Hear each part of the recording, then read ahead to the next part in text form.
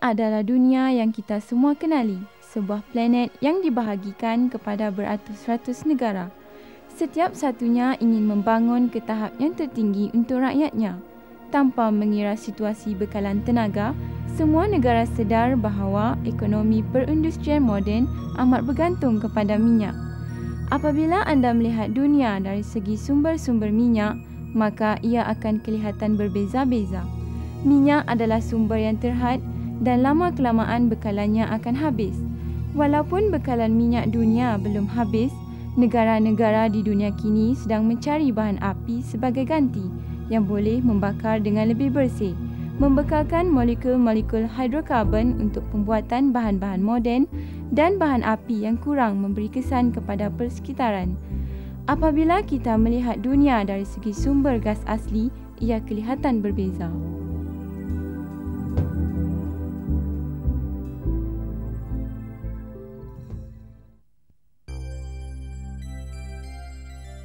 Matahari merupakan sumber tenaga yang tunggal dalam sejarah manusia. Permintaan arang batu meningkat pada permulaan revolusi industri perindustrian 300 tahun yang lalu. Apabila enjin pembakaran dalam dicipta 100 tahun yang lalu, permintaan minyak semakin meningkat. Di kawasan-kawasan yang berteknologi tinggi, penggunaan tenaga adalah banyak dan amat bergantung kepada bahan api fosil. Kebanyakan negara-negara ini juga memerlukan lebih banyak tenaga berbanding dengan yang dikeluarkan mereka. Negara-negara ini terpaksa bergantung kepada dagangan untuk bekalan mereka yang berkurangan ini. Di setengah-setengah kawasan, bekalan tenaga melebihi permintaan. Negara-negara ini telah menjadi pusat ekonomi tenaga dunia secara keseluruhan. Di kebanyakan bahagian dunia, bekalan tenaga adalah tidak mencukupi untuk kehidupan yang selesa. Di sini, masalah perjuangan hidup lebih diutamakan berbanding dengan tumpuan kepada persekitaran. Lama-kelamaan, semua negara di dunia akan digabungkan dalam permainan tenaga secara global ini.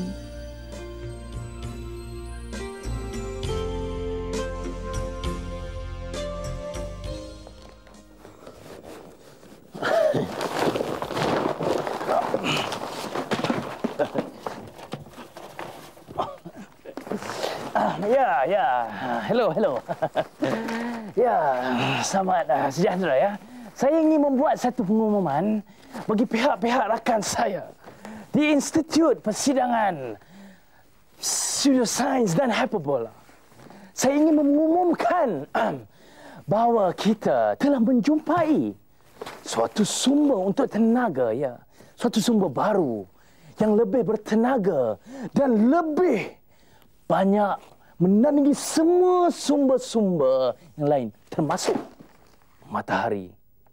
Sumber ini amatlah versatile sehingga kita boleh membuat banyak benda seperti bahan api, komputer, kereta, rumah dan juga stesen angkasa. Sumber ini satu penemuan baru. Namanya ialah petroleum. Tunggu. Saya akan jawab soalan itu kemudian. Baiklah. Bila kita bercakap tentang petroleum, setelah bertahun-tahun menjalankan penyelidikan, kita telah mendapati memang telah tersedia ada. Dan sebenarnya petroleum ini berada di dalam bekas keluli bulat yang besar dan terletak di tempat rahsia di seluruh Malaysia dan kami jangkakan di tempat lain juga di seluruh dunia.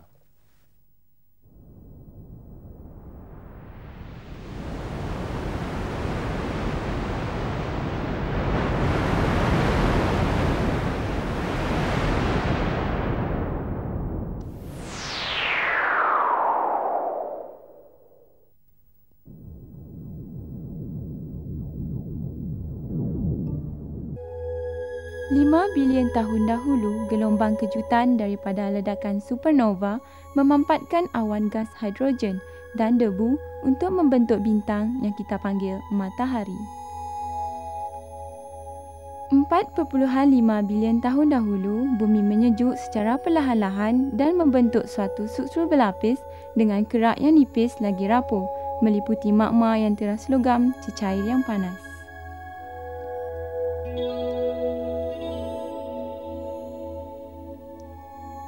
Kira-kira 4 bilion tahun dahulu, sebuah kejadian di pantai purba ini, sinaran matahari memecahkan ikatan kimia dan membentuk sebatian kimia yang baru termasuk protein. Curahan hujan, tiupan angin dan pengolahan kerak bumi selama berbilion tahun telah memecahkan batu igneous menjadi butiran pasir yang terdiri daripada kuartza, feldspar dan sedikit mineral-mineral lain. Butiran-butiran pasir ini yang bergaris pusat 1/16 hingga 2 mm termampat di bawah permukaan bumi untuk membentuk batuan yang sangat telap dinamakan batu pasir. Ini adalah batuan sedimen yang paling banyak pernah terbentuk dan merupakan batuan sumber yang terutama untuk petroleum. Hampir 190 juta tahun dahulu, sisa organisma yang berkembang biak di dalam laut Tatis tertimbun di dasar lautan bersama-sama dengan sedimen yang berasal dari tempat yang kini dikenali sebagai Asia Barat Daya dan Afrika Utara. Fitoplankton marine menjalani proses deinesis dalam keadaan yang sama seperti dalam periuk tekanan. Hidrokarbon termasuk minyak, gas asli dan sisa grafit pun terbentuk. Benua-benua besar yang pertama mula berpecah dan sejatan garam yang berlapis-lapis setebal 4 km terbentuk. Beginilah cara garam bergerak di bawah lapisan sedimen dan menjadi perangkap terbaik bagi petroleum di merata tempat di seluruh dunia. Lebih kurang 38 juta tahun dahulu, populasi spesies mikroorganisma marine yang baru mula berkembang dengan pesatnya. Banyak daripada longgokan petroleum mula terbentuk sebaik sahaja populasi organisma ini berkembang pesat di dalam Laut Cetek yang meliputi kawasan benua-benua bumi yang luas. Hampir 23 juta tahun dahulu, subbenua India berlanggar dengan benua Asia, mengakibatkan banyak perubahan besar. Ketinggian banjaran Gunung Himalaya meningkat dengan pesat dan jauh ke sebelah utara pula terbentuk Menara Tibet. Laut besar tetapi cetek di Asia Tenggara tenggelam manakala semenanjung Malaysia dan kepulauan yang berdekatan pula semakin meningkat. Petroleum yang besar mula terbentuk di pesisiran pantai Malaysia. Hampir 70,000 tahun dahulu, lukisan-lukisan pada dinding ini adalah bukti jelas bahawa manusia telah menghuni gua-gua ini. Mereka masih belum tahu untuk menyalakan api.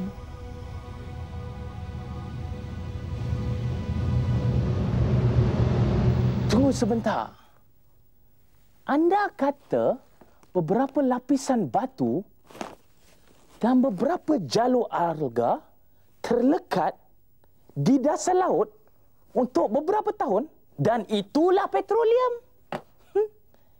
Itukah apa yang diajar kepada saintis-saintis muda kita?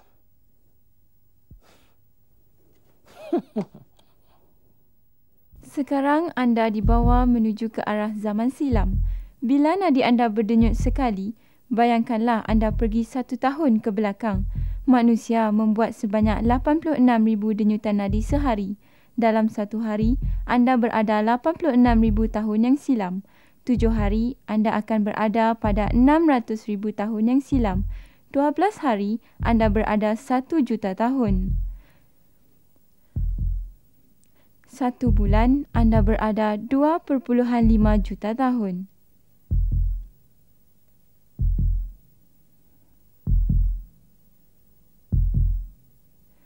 Dan 1 tahun anda berada 30 juta tahun yang silam. Bayangkanlah, sekiranya anda lakukan begini selama 140 tahun lagi, maka anda akan berada lebih kurang 5 bilion tahun yang silam. Inilah permulaan planet kita.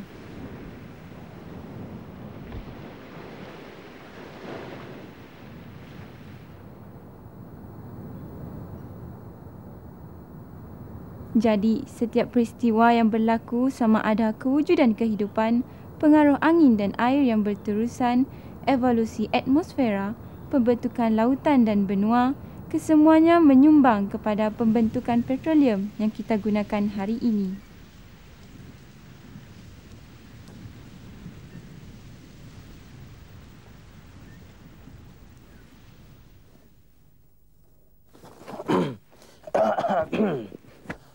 Ya. Nadi, endapan, dinosaur, ribuan juta dan juta. Menarik. Tapi Tuan, ia langsung tak menerangkan tentang penemuan petroleum kita.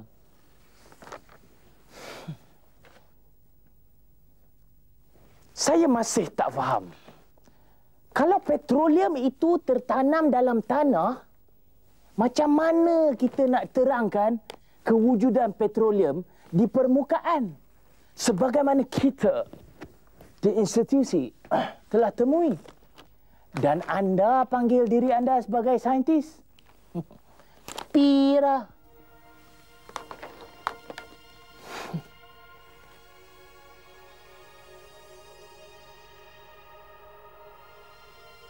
Inilah bumi tempat tinggal kita.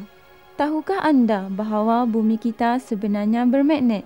Kita boleh gunakan ciri-ciri kemagnetan pada bumi untuk tujuan menyiasat lapisan-lapisan batu pada permukaan bumi.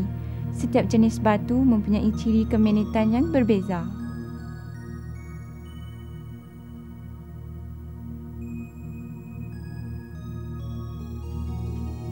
Kita boleh gunakan kapal terbang untuk menentukan sama ada lapisan batuan tersebut adalah batu igneous, batu enapan atau batu metamorfik. Batu yang menjadi tumpuan para geologis ialah batu enapan kerana batu enapan mengandungi organisma zaman dahulu yang mungkin akan membentuk petroleum.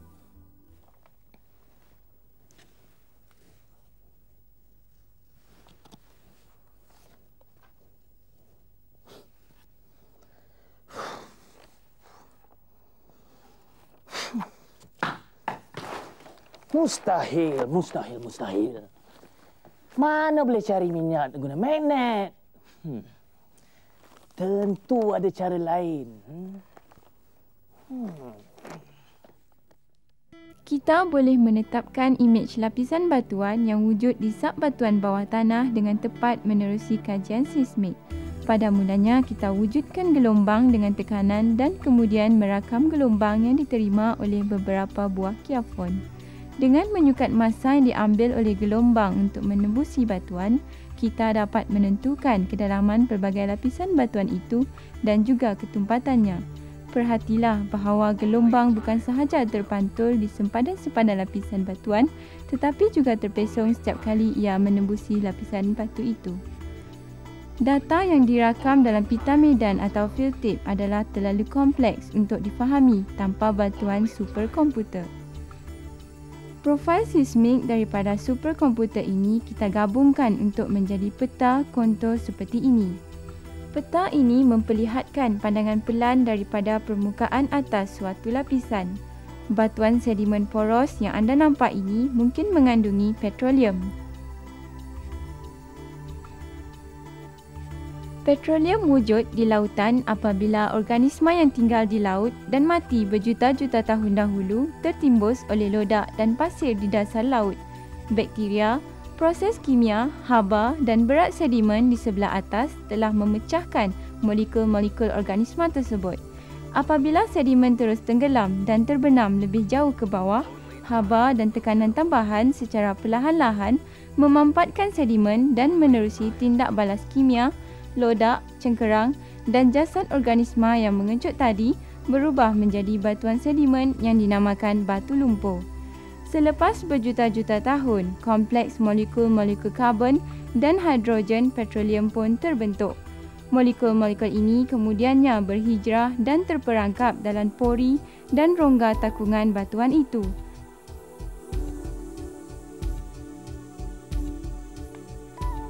Daripada teknik radiometri, kita mengetahui masa kewujudan sesuatu organisma dengan mengkaji fosil. Kita tahu organisma ini wujud 20 dan 30 juta tahun yang lalu. Jika kita temui fosil ini, batuan sedimen sekitarnya dikatakan seusia dengan fosil tersebut dan peluang menemui petroleum adalah cerah. Apabila medan minyak atau gas ditemui, kita perlu menebuk dan memasang paip di beberapa tempat untuk mendapatkan seberapa banyak minyak dan gas yang ada pada kadar ekonomi terbaik. Memandangkan pembinaan pelantar yang berasingan untuk setiap telaga memakan belanja yang besar, kita menggunakan kaedah yang boleh menukar arah laluan penggerudian. Pada hari ini, kebanyakan telaga di luar pantai adalah telaga berarah. Sistem pengendera yang dipasang pada chip komputer yang merekodkan maklumat geologi boleh mengarahkan motor dan mata gerudi dengan lebih tepat. Loji penapisan di Melaka adalah antara loji yang tercanggih di dunia. Minyak mentah asalnya mengandungi pelbagai kotoran dan sebatian hidrokarbon. Ianya hanya berguna setelah melalui proses pengasingan. Proses ini dimulakan dengan mengasingkan bahan-bahan bergaram, berlogam dan endapan dalam bekas unit penyah garaman. Seterusnya, minyak mentah dipanaskan dan menyalurkannya melalui ruang penyulingan di mana pelbagai jenis produk diasingkan mengikut takat didih.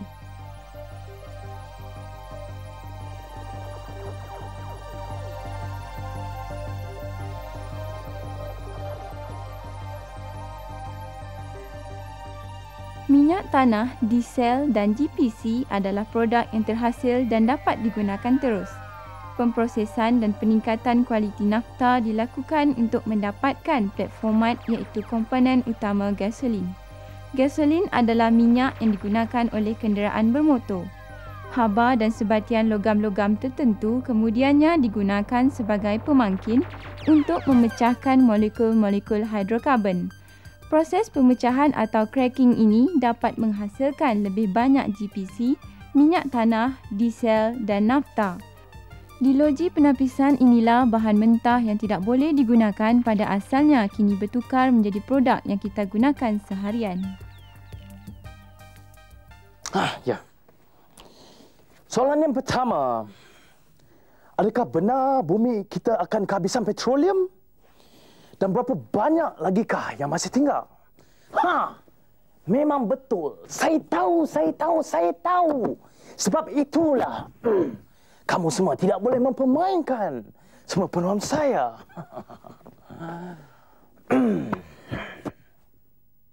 Memang tak dapat dinafikan bahawa kita memang kekurangan petroleum. Ini ialah kerana kita menggunakan petroleum dengan begitu banyak sekali untuk menggerakkan kenderaan kita, menjana tenaga elektrik dan sebagainya.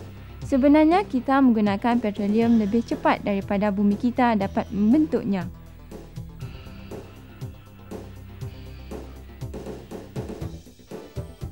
Kita perlulah memikirkan tentang tenaga alternatif seperti tenaga suria dan tenaga angin. Tenaga suria ialah bila kita menukarkan tenaga cahaya matahari kepada tenaga haba atau tenaga elektrik. Kita perlu berusaha untuk mendapatkan lebih banyak petroleum dari bumi kita. Kita perlu menggerudi lebih dalam. Kita perlu menggerudi di tempat-tempat yang terpancil yang tidak didiami manusia. Kita perlu menggunakan teknologi yang lebih tinggi untuk mendapatkan seberapa banyak petroleum yang boleh bagi menampung semua keperluan kita. Mengikut kajian yang telah dibuat, kita masih lagi mempunyai bekalan arang batu untuk 700 tahun lagi. Bekalan gas asli kita masih banyak iaitu lebih kurang 100 tahun lagi, tetapi bekalan minyak kita hanya lebih kurang 30 tahun saja lagi.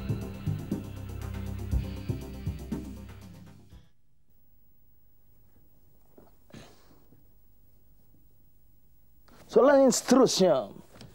Sekiranya kita mempunyai bekalan minyak dan gas asli yang terhad, adakah kita patut membakarnya? Itulah pendapat saya tadi. Sebab itulah kita di institut ini telah membuat pelbagai kajian.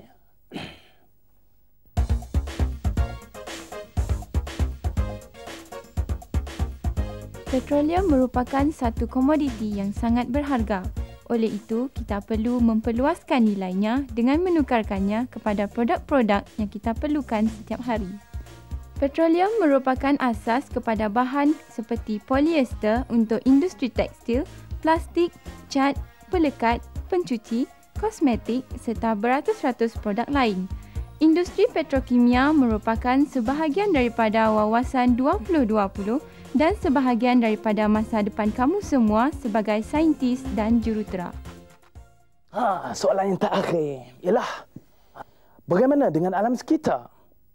Petroleum seringkali dikaitkan dengan pencemaran, kesan rumah hijau, hujan asid, pemanasan global, juga kanser. Adakah petroleum selamat untuk digunakan? Mereka telah menyimpan soalan yang paling sukar pada akhir sekali. Mari kita lihat bagaimana kamu mengendalikannya, ahli saintis.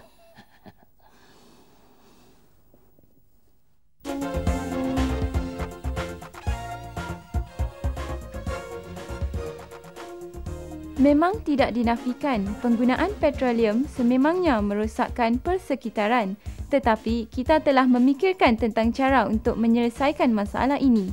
Antaranya ialah, kalau kita tengok teksi di bandar-bandar sekarang ini, banyak telah menggunakan gas asli sebagai bahan api bagi menggantikan minyak petrol dan diesel. Dan kilang-kilang kita yang dulunya menggunakan arang batu, sekarang ini kita gantikan dengan kilang-kilang yang menggunakan gas asli kerana ternyata gas asli adalah lebih bersih. Dan sebagai pengguna, kita boleh menjimatkan penggunaan tenaga. Kita boleh gunakan pengangkutan awam untuk pergi ke tempat kerja. Kita boleh kurangkan penggunaan penghawa dingin. Dan kita boleh lakukan apa yang dikenali sebagai kitar semula.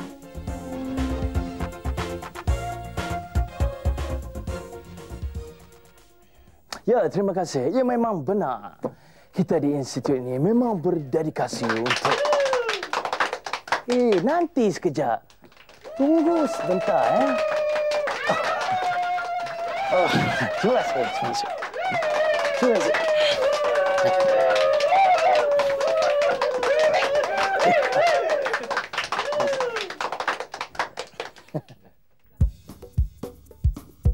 Sekarang, tentu anda telah faham bahawa tenaga ialah sebahagian daripada hidup kita dan ini adalah masa depan kita. Kita juga tahu bahawa tenaga adalah sains dan sains adalah tenaga. Sekiranya anda ingin mempelajari lebih banyak lagi tentang industri petroleum di negara kita, tempat yang paling sesuai ialah di Petroscience.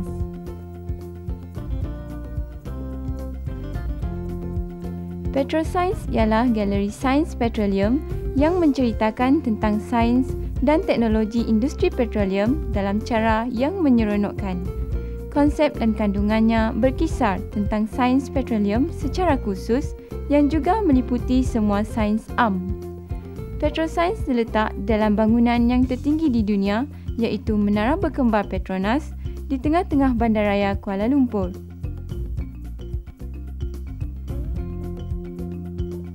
Ia dibuka kepada semua pelawat dengan bayaran masuk yang berpatutan.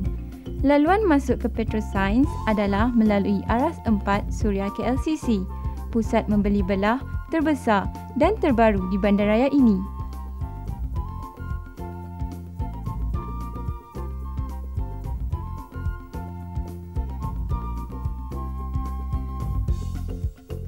Golongan sasaran utama Petroscience terdiri daripada remaja Malaysia. Mereka akan mendapat manfaat daripada sumber maklumat yang bernilai yang dipersembahkan dalam persekitaran inovatif serta boleh dipelajari dengan mudah.